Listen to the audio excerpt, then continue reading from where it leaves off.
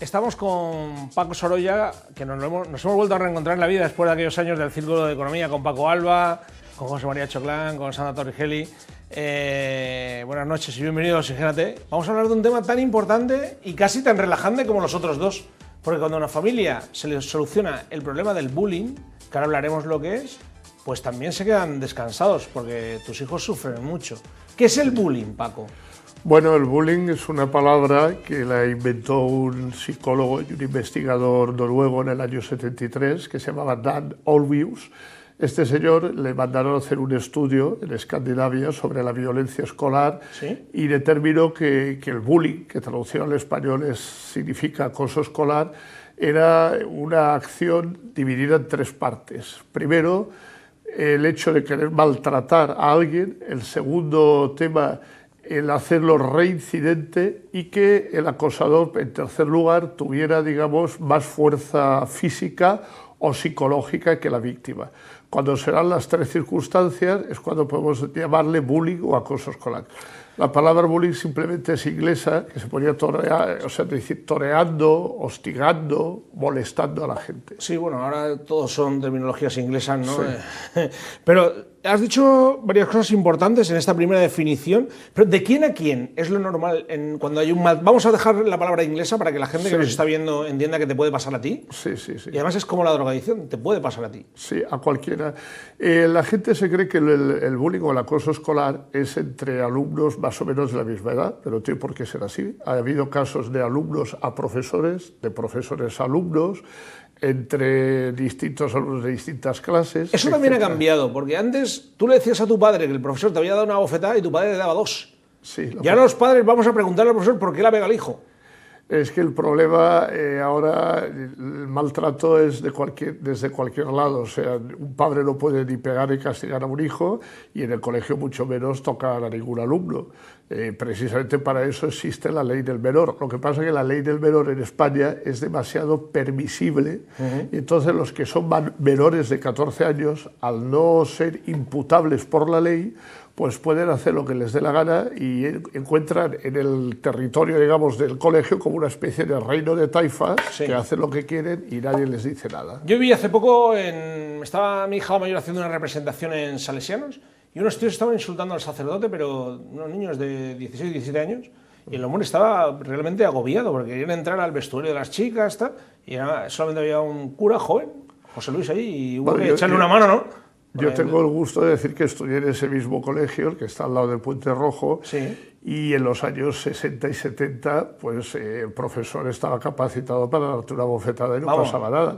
¿Te acuerdas del Moncho? Sí. Si te daba, que ha fallecido. Y del Pantera. Y de si te daba una bofetada, una abierta al Moncho, te vestía de torero. Y exacto, callado que te llevabas otra, ¿eh? Lo que si encima llegabas a casa y decías que te habían pegado en el colegio, el padre o el abuelo te daba el doble. Hombre, por supuesto.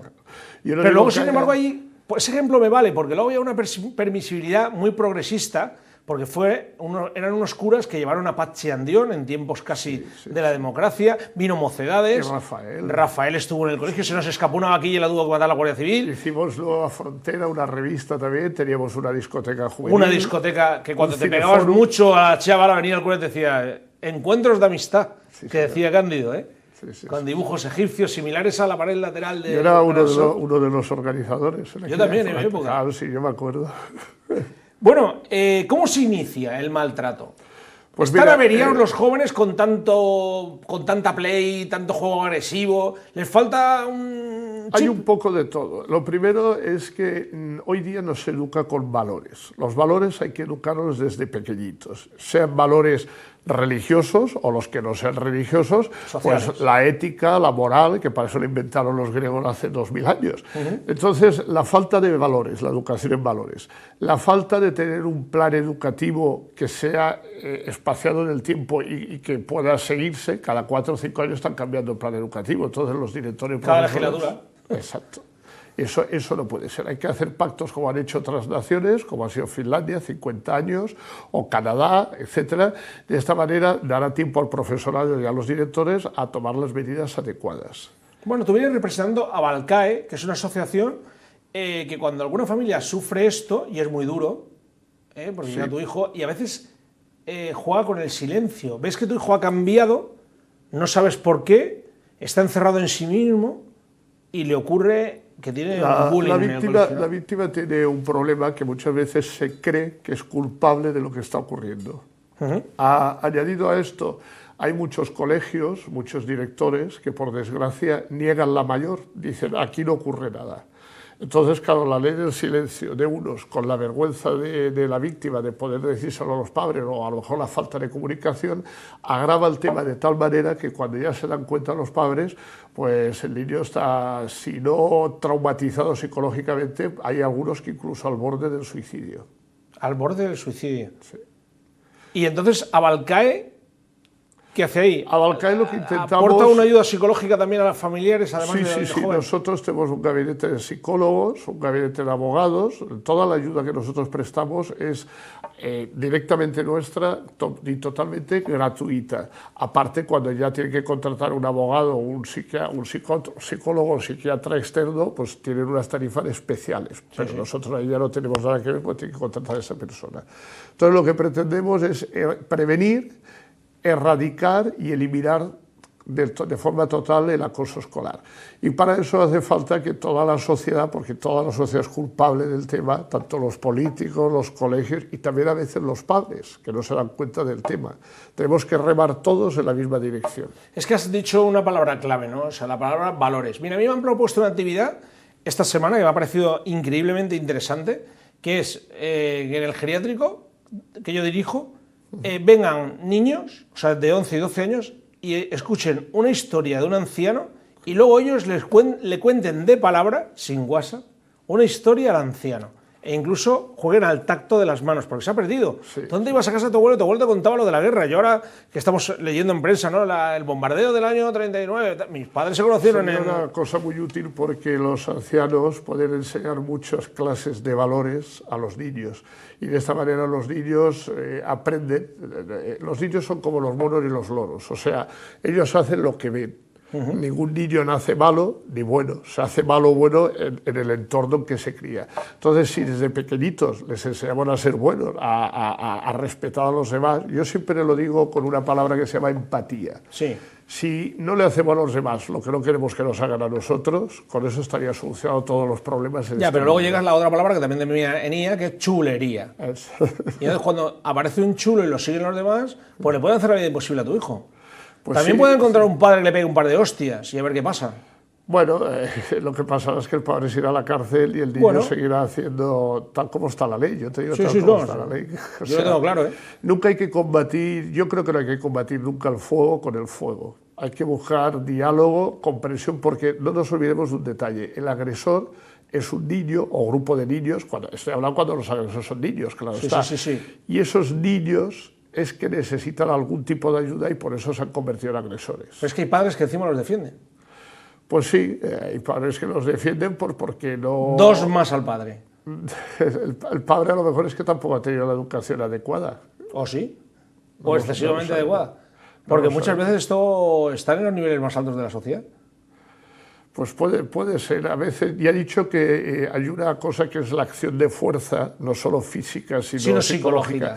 Por ejemplo, en la zona de México, en la zona norte, donde hay tanto narcotraficante, tanto mafioso, los hijos van al colegio. Entonces, claro, esos niños van con armas y van con una fuerza psicológica que le da el sentirse respaldado por los padres que van escoltados incluso. Exacto. Entonces, claro, los demás niños les tienen que tener miedo y respeto. Sí, pero fíjate, un amigo mío me dijo que había mandado a su hija a hacer la carrera a Inglaterra y que ahora estaba muy preocupado porque tenía 17 años la chica, era ya una mujer, y todos sus amigos de una gran escuela inglesa eran multimillonarios, claro, de ranchos en México, que no sabes de dónde viene el dinero, de gente de Qatar, que había mandado a sus hijos allí, de la zona yihadista que está tan de moda, donde los habían podido sacar para formarlos en Londres. Claro, y sus amigas de ahora eran de ese colectivo. Y el padre decía, claro, es que me encuentro con que a lo mejor mi hija va a casa de un traficante, pues van a recogerla con un Bentley en un avión privado. Puede ser. Ojo que aquí en el tema del acoso nos encontramos que porque uno sea más religioso, menos religioso no o más mafioso, no, te puedes encontrar niños de familias muy humildes, que son muy educados, muy correctos, y niños de familias millonarias al contrario, y viceversa. O sea, no hay un patrón fijo. De hecho, en Europa, los 4 países con más acoso escolar son Irlanda, Inglaterra, Rusia y España, de este orden y proporcionalmente. Y todo el mundo sabe que Irlanda es uno de los países más católicos del mundo. Hombre, y fíjate lo que ha pasado allí con el IRA, bueno, 50.000 niños violados por curas en 2 décadas. Eso es acoso sexual. Dentro del acoso escolar es acoso sexual de... Bueno, pero ahí están un poco como escondidos detrás de la religión, claro. Sí, bueno, también ha ocurrido aquí en España. El último caso lo hemos tenido en los Maristas de Barcelona, que hay un señor que era profesor de gimnasia que dice que durante 20 años, pues 15, 20 alumnos los ha cogido, los ha violado. Ahora está subyúdice, ya veremos cómo acaba el tema. Yo no sé dónde está, pero si una fuera una de mis hijas, no sé cómo reaccionaría. Y también hay que ver en la mirada de un padre cuando le ocurre esto, que es capaz de cualquier cosa. Cuando lo descubres. Sí, sí. Yo hoy he atendido a varios esta tarde y tal, y decía uno, dice, es que yo voy ahora al director, porque el director no me hace caso y tal. Digo, mira, tranquilízate, nunca hay que tomar decisiones en caliente. Yo siempre pido que la gente reflexione, se calme y lo piense fríamente. Sí, pero cuando te violan a tu hija...